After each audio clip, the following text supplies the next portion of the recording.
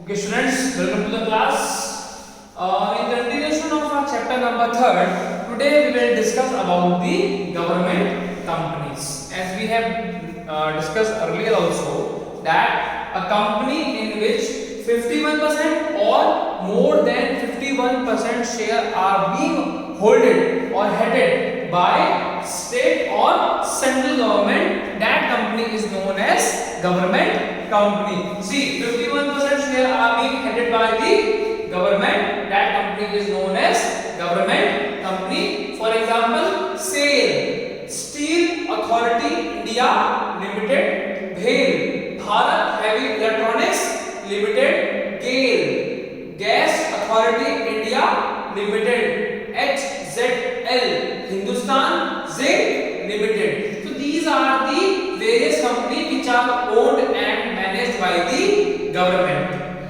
Some features of government companies are, first is registration. देखिए इनका जो रजिस्ट्रेशन है गवर्नमेंट कंपनीज का, वो भी कंपनीज एक्ट 1956 के अकॉर्डिंग ही रजिस्ट्रेशन होता है.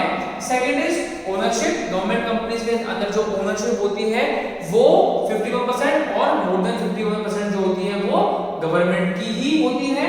मैनेजमेंट, इनके अंदर जो मैनेजमेंट होता है वो किसका होता है? गवर्नमेंट का होता है, या ये कह लीजिए गवर्नमेंट के जो नॉमिनेटेड डायरेक्टर्स हैं, एम्प्लॉइज हैं, गवर्नमेंट के रिक्रूटेड एम्प्लॉइज हैं, उन लोगों का मैनेजमेंट होता है. Separate legal entity.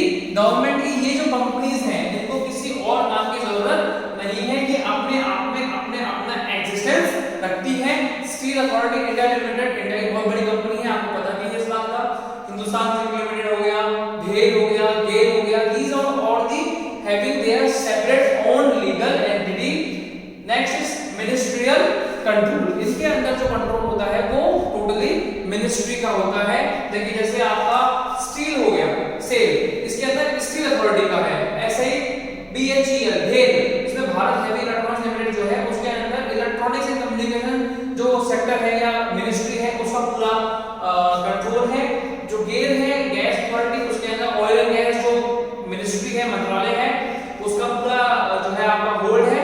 तो these are the companies in which ministerial control are exist. And next is financial autonomy. इन लोगों का जो पैसा होता है वो कंप्लीटली गवर्नमेंट से ही बजटेड होता है, या ये कह लीजिए इन लोगों को पूरा का पूरा जो सपोर्ट है वो किसका होता है? फाइनेंस से रिलेटेड गवर्नमेंट का होता है. Next is efficient staff. इनके अंदर जो स्टाफ का रिक्रूटमेंट होता है वो बहुत हाई लेवल से होता है, एग्जाम फाइल करके होता है बच्चों. जैसे कि आपका BHEL है, भारत हेवी इलेक्ट्रॉनिक्स लिमिटेड, अगर इस कंपनी में किसी को एम्प्लॉयमेंट चाहिए, either he have to crack the exam of GATE, जो बीटेक एमटेक करने के बाद जो पेपर होता है वो गेट का एग्जाम होता है, उसको आप क्रैक कीजिए. या इन लोगों का जो स्पेशली एक पर्टिकुलर एग्जाम होता है आप उसको फाइट कीजिए.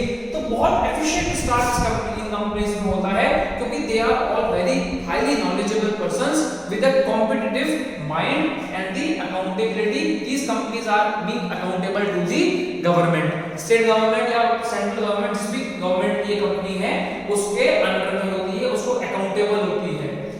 मैनेज, देखिए कुछ एडवांटेजेस भी है इसकी.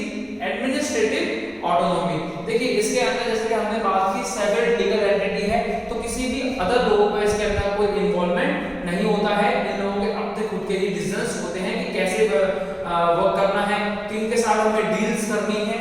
Next is greater flexibility. आप जब जैसे भी चाहें अपने अकॉर्डिंग इनमें चेंजेस कर सकते हैं. अपने जो प्रोडक्शन है उसको आप मॉडिफाई कर सकते हैं, प्रोडक्ट मॉडिफाई कर सकते हैं. एफिशिएंट स्टाफ होता है, हमने बात की थी इसके अंदर. और collaboration. Now what is collaboration? When a company wants to conduct a particular business job with a company who is specialized in that sector, then it is known as collaboration.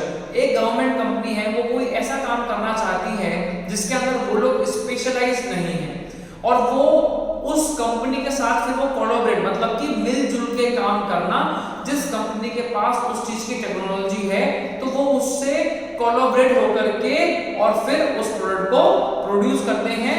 तो these kind of companies can collaborate with the other companies, दूसरी company के साथ collaborate होकर के मिल करके वो काम कर सकते हैं। इसके कुछ डिमेरिट्स भी है। First is autonomy on papers only. हमने ये बात की थी कि एडमिनिस्ट्रेटिव ऑटोनॉमी है, इनके जो डायरेक्टर्स हैं वो जो भी चाहे डिसीजन ले सकते हैं, लेकिन ऐसा नहीं है। जो एडमिनिस्ट्रेटिव ऑटोनॉमी है वो सिर्फ पेपर्स में ही होती है, बाकी फुल कंट्रोल किसका होता है? मिनिस्ट्री का होता है। वेरियस मिनिस्टर का बहुत इनके अंदर इफेक्ट होता है, वो बहुत ज्यादा इन्वॉल्वमेंट अपना करते हैं।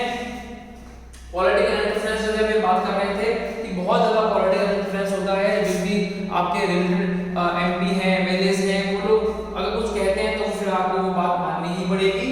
And third one is board packed with the government representative. In companies के अंदर जो मैंने बताया था आपको, डायरेक्टर्स होते हैं, उनका एक बोर्ड होता है, बोर्ड ऑफ डायरेक्टर्स। तो जो बोर्ड डायरेक्टर्स का जो बोर्ड है वो किनसे पैक होता है? गवर्नमेंट रिप्रेजेंटेटिव से पैक होता है। गवर्नमेंट खुद अपने रिप्रेजेंटेटिव इन कंपनीज के अंदर सेंड करती है।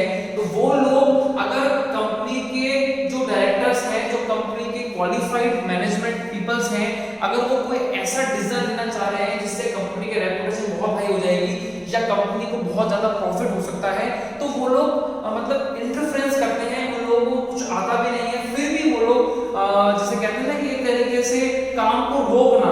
तो इन गवर्नमेंट रिप्रेजेंटेटिव के कारण आपका जो वर्क प्रोसेस है वो स्लो हो सकता है, रुक सकता है। These are some demerits of the government companies.